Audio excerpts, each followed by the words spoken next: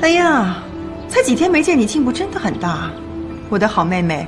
作为你的亲姐姐，我是不是应该为你做点什么呀？难道你之前所做的一切还不够吗？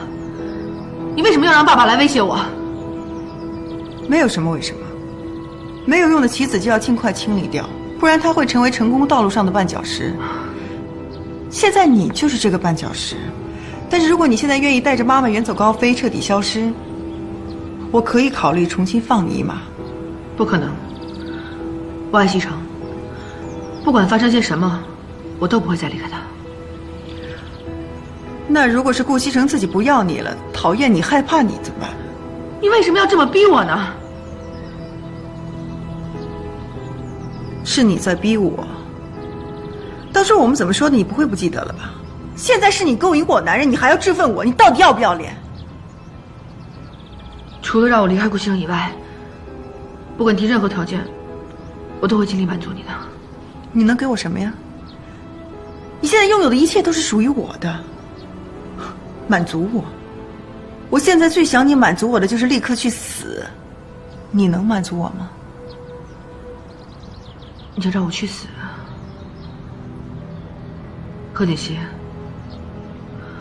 我们两个从小就分开了，长大之后第一次见面就开始威胁我，用妈妈的命来威胁我，逼我替你嫁到顾家。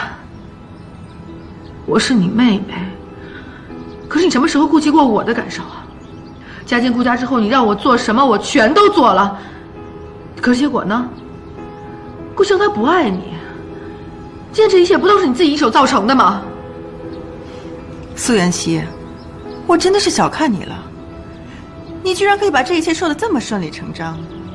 你给我听好了，顾西城他之所以爱你，是因为你叫贺锦熙，而真正的贺锦熙是我。你疯了！站住！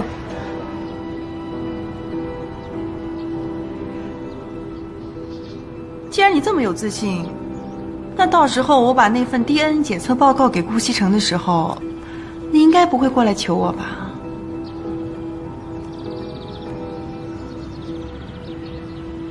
这些真的是你自己一手策划的？对呀，那又怎么样？这只是刚刚开始而已。而且一开始我就改变主意了。